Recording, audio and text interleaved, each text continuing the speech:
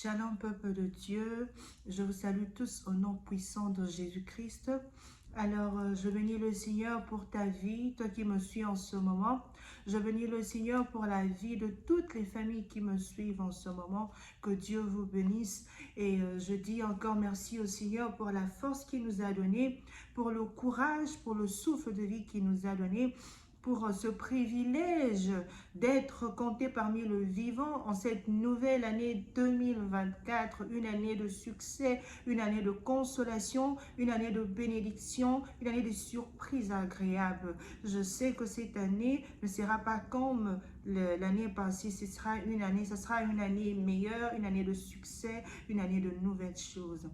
Alors aujourd'hui, je vous apporte une bonne nouvelle de la part du Seigneur. Mais avant de commencer, je voudrais qu'on prie. Tendre Père, nous te bénissons car tu es merveilleux. Nous te disons merci pour ce moment favorable dans ta présence. Seigneur, nous demandons à ce que tu nous guides du début jusqu'à la fin. Nous avons ainsi prié. Amen. Alors, ce matin ou ce soir, nous allons partager un thème qui s'intitule « Que ton cœur ne se trouble point ». Que ton cœur ne se trouble point. Don't let your heart be troubled. Ne laisse pas ton cœur être troublé. Que ton cœur ne se trouble point. Ce thème, je l'ai sorti du livre Jean chapitre 14, verset 1. La Bible dit que ton cœur ne se trouble point. C'est la parole de Dieu. Ce n'est pas ma parole, mais c'est la parole de Dieu. Que ton cœur ne se trouble point. Dieu vient te demander de garder ton cœur, de ne pas laisser ton cœur être troublé. Parce qu'il sait que ton cœur est précieux. Pourquoi on dit que le cœur est précieux? Dans tout le cœur c'est la partie la plus précieuse. Parce que si ton cœur arrête simplement de battre, tu meurs. On va te considérer mort à l'instant. Ton cœur est précieux. Et Dieu, parce qu'il sait que le cœur est le centre de tout, il te demande de bien garder ton cœur loin de tout trouble. Car il sait que le but du diable, c'est d'attaquer ton cœur. Le but du diable, c'est que ton cœur soit détruit, afin que ta foi soit détruite aussi, et que ta vie aussi soit détruite. Le diable n'a jamais voulu que les enfants de Dieu soient heureux. Alors, tout ce qu'il veut, c'est de chercher à détruire les enfants de Dieu. Parce que le diable sait que, en détruisant ta foi, tu ne pourras plus faire confiance en Dieu. En détruisant ta foi, tu vas maintenant ouvrir tes yeux devant le problème. Tu vas maintenant commencer à contempler le problème. Voilà pourquoi l'Éternel te demande de garder ton cœur.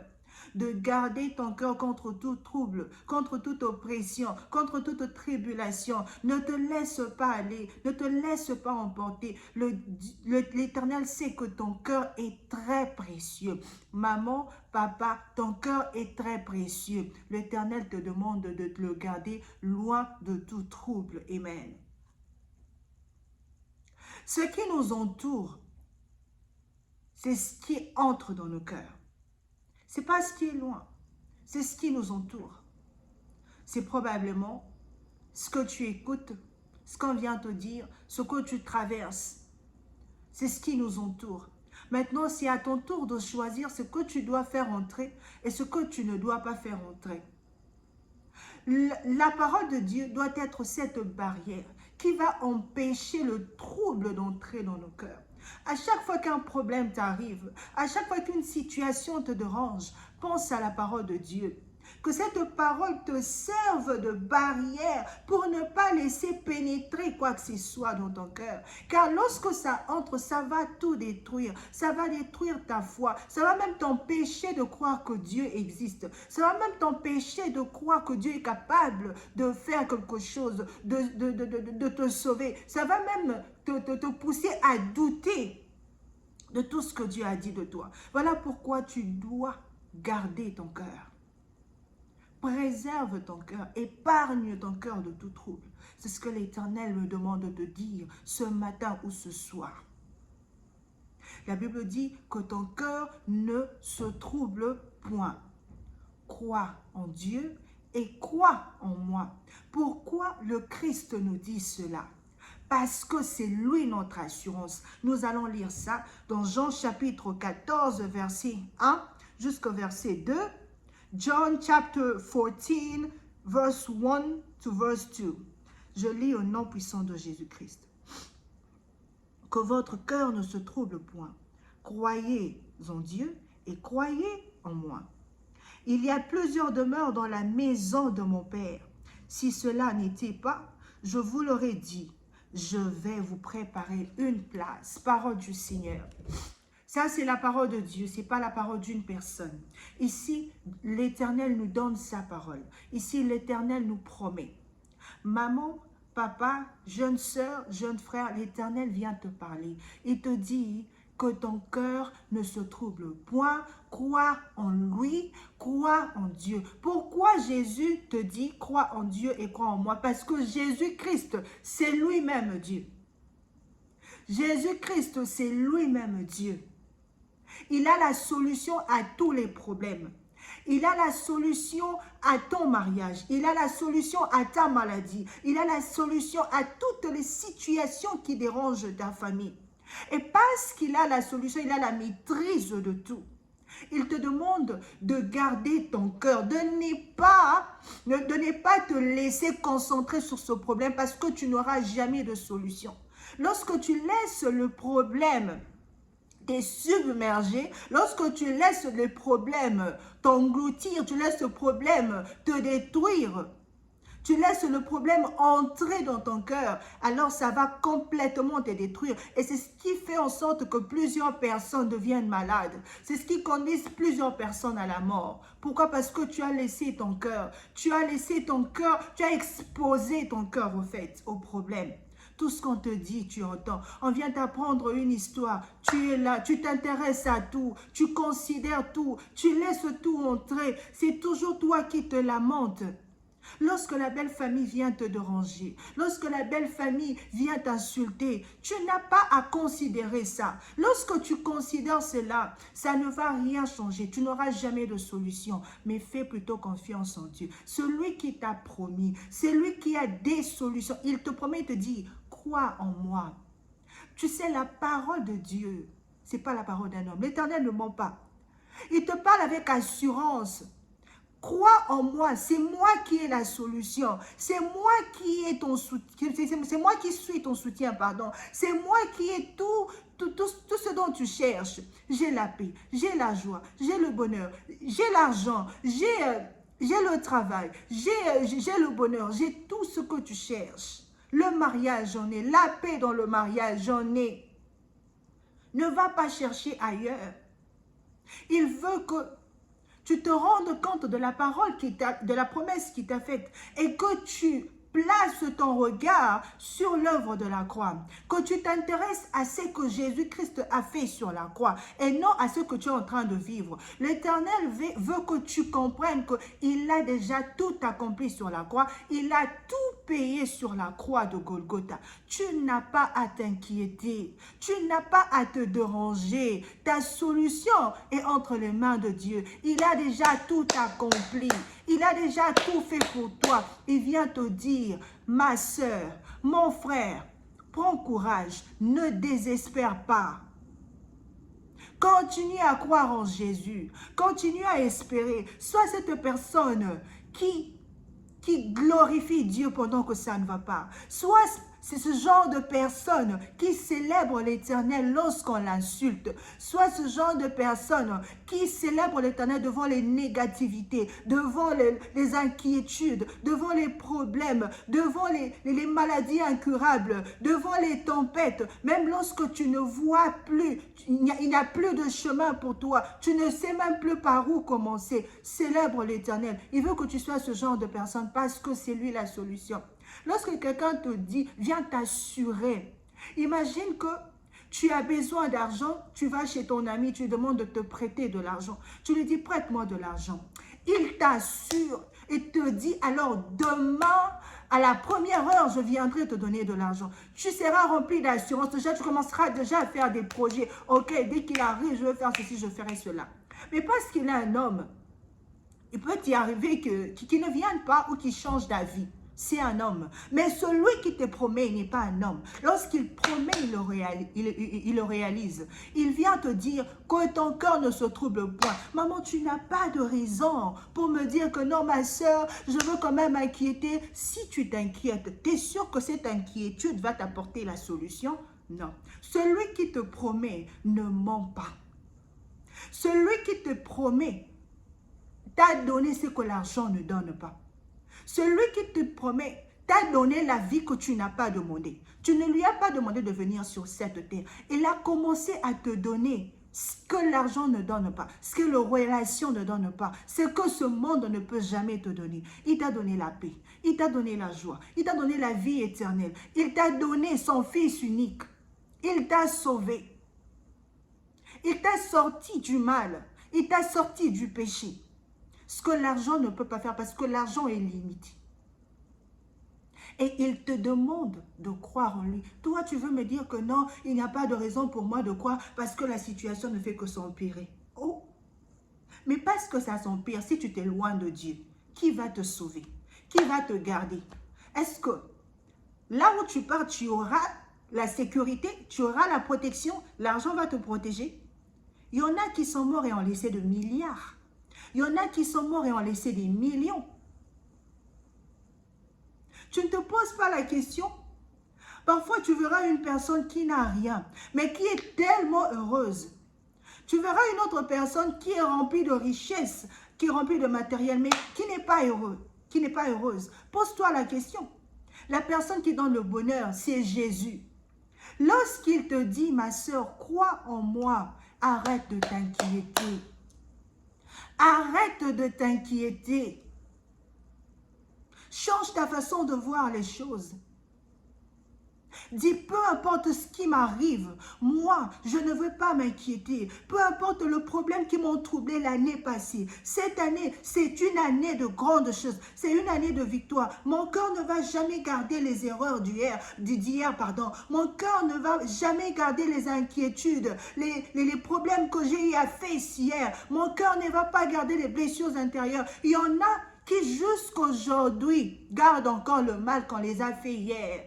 Tu lui poses la question sur une personne et dit, ah, cette personne, je sais que je l'ai pardonné, mais ce problème-là, je ne veux jamais oublier. Cette personne m'a choqué. Il y en a même, je vous assure, qui sont incapables d'avoir de relations sérieuses, de relations amoureuses ou encore de se marier, je dirais, à cause d'une situation passée. Mais tu limites ta vie, mon frère, ma soeur. Tu limites ta vie. Tu empêches Dieu d'agir. Oublie ce qui est passé hier. Enlève les troubles. Libère-toi de tout trouble. Rejette les troubles. Un enfant de Dieu doit savoir comment rejeter le trouble. Un enfant de Dieu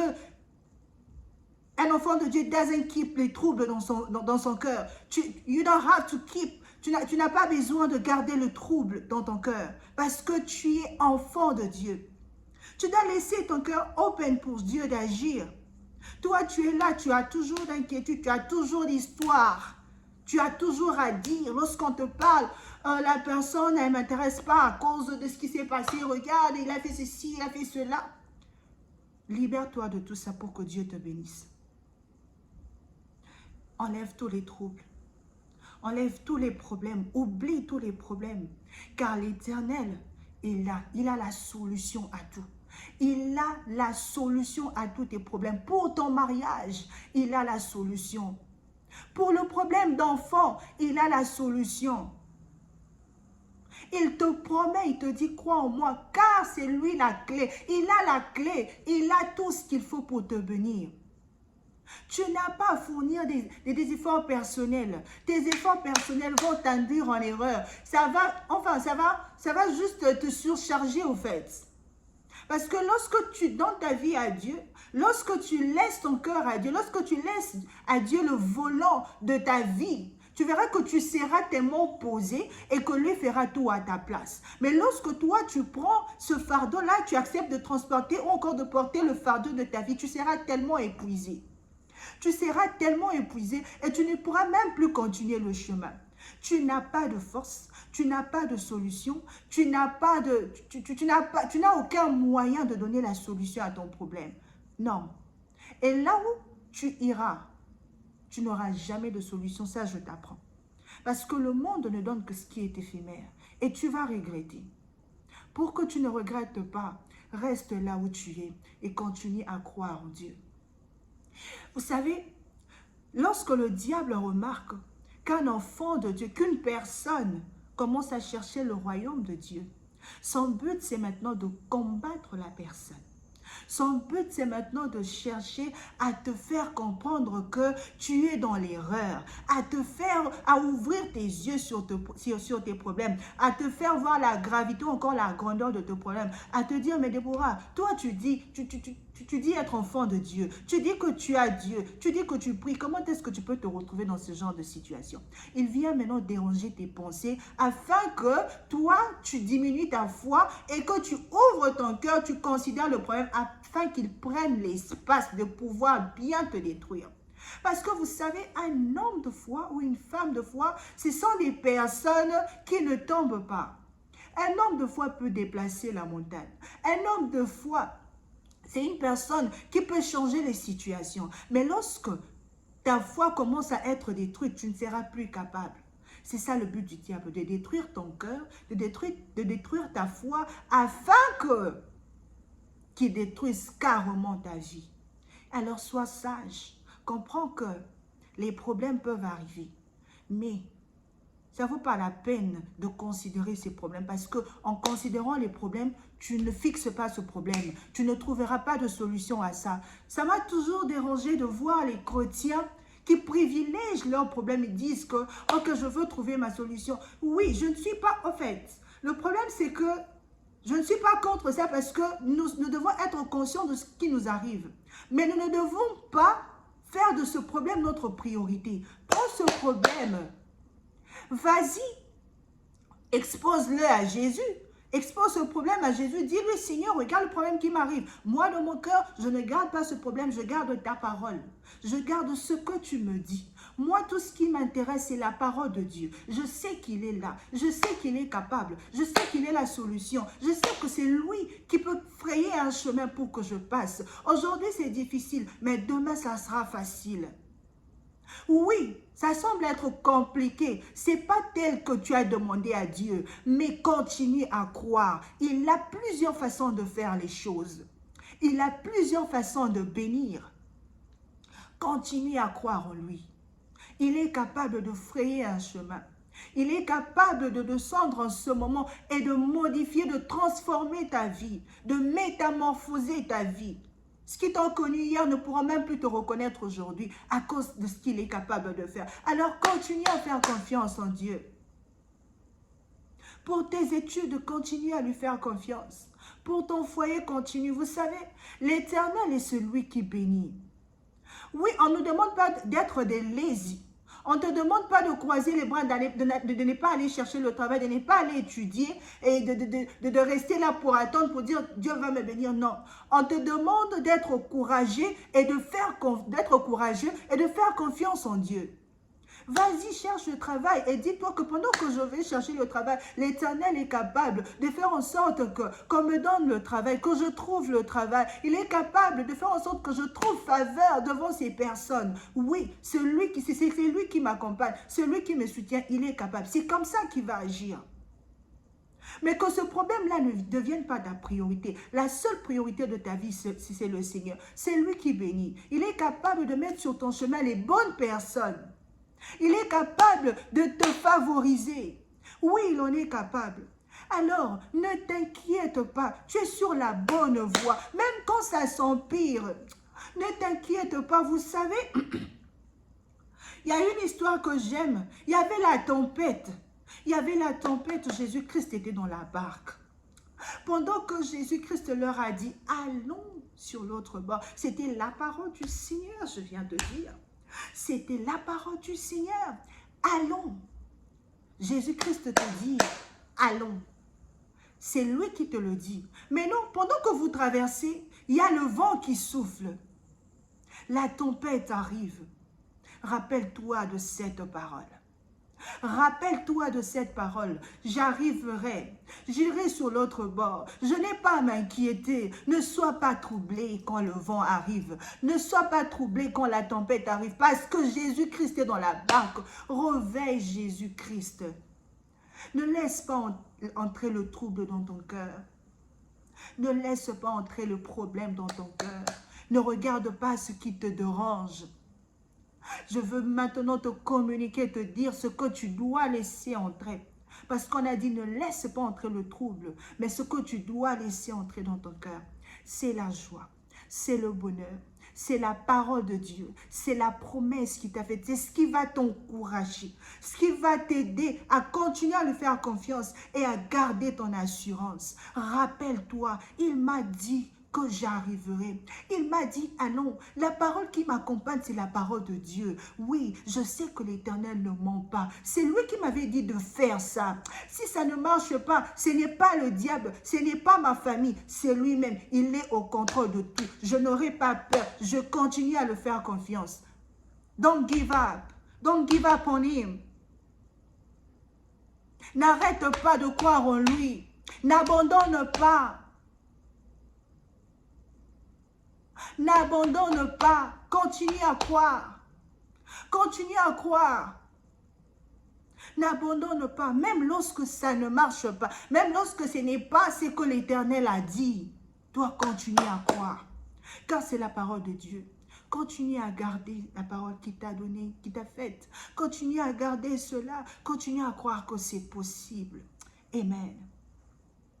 Très souvent, lorsque les problèmes nous arrivent, l'Éternel veut simplement qu'on arrête de faire confiance en nous-mêmes et qu'on mette notre confiance en lui. C'est tout ce qu'il veut. Il veut que tu mettes ta confiance en lui. Prends ta confiance, mets ça en l'Éternel. Mets ça en lui. Ne compte pas sur ce que tu connais. Ne compte pas sur tes connaissances. Ne compte pas sur tes capacités. Ne compte pas sur ta famille. Très souvent dans le monde s'apaisantit sur les matériels, sur les connaissances. Mais nous nous apaisantissons sur la parole de Dieu, sur l'œuvre de la croix, notre solution. J'aime quelque part, Paul dit, nous sommes arrivés, à un moment, ils étaient arrivés en Asie, il a dit, ils ont désespéré, tout ce qu'ils voyaient devant eux, c'était l'arrêt des morts. Donc il n'y avait plus de lumière, il n'y avait plus d'espoir. Tout ce qu'ils voyaient, c'était la mort. Mais il a dit quelque part, c'était pour qu'ils arrêtent de mettre la confiance en eux et de commencer à mettre confiance en Dieu, car c'est Dieu qui donne la vie aux morts. Je viens te dire que l'Éternel en qui tu crois, et c'est lui qui donne la vie aux morts, et c'est lui qui donne la récompense à ceux qui le font confiance. Il est celui qui rémunère, il est celui qui bénit. Continue à le faire confiance. Il est ce Dieu qui ne ment jamais. Amen. Je veux continuer quelque part, la Bible dit, je veux continuer quelque part, la Bible dit, il y a plusieurs demeures dans la maison de mon Père. Si cela n'était pas, je vous l'aurais dit, je vais vous préparer une place. Il y a une place pour ta guérison. Il y a une place pour ton élévation. Il y a une place pour ta bénédiction. Il y a une place pour ton mariage. Il y a une place pour tout ce que tu cherches. Il te promet, ma soeur, il y a une place. Ne t'inquiète pas, il y a une place pour toi. Quand l'inquiétude arrive, rappelle-toi, il y a une place pour moi. Il dit, si il n'y en avait pas, je vous l'aurais dit, donc j'allais vous signaler. Donc je viens te dire, je viens te rappeler qu'il y a une place pour toi. Tu n'as pas intérêt à aller loin de Dieu. Tu n'as pas intérêt. Celui qui te protège. Pendant que tu dors, il est là. Nous autres, nous vivons loin des parents. Si c'est mon père qui c'est mon père qui me protégeait. Maintenant, dites-moi, je vis loin de mon père. Je vis loin de ma mère. Comment je vis? En ce moment où je vous parle, mon père ne sait pas ce que je suis en train de faire. Qui veille sur moi? Lorsque toute la maison dort, et les parents et les enfants, qui veille sur les enfants? Qui veille sur le parent? C'est Dieu. Ne compte pas sur tes parents. Ne compte pas sur ta famille. Ne compte pas sur Dieu. Ne compte pas sur les hommes. Compte sur Dieu. Il dit, il y a une place. Rassure-toi qu'il y a une place. Voilà pourquoi on dit que ton cœur ne se trouble pas. Crois en lui, parce qu'il y a une place.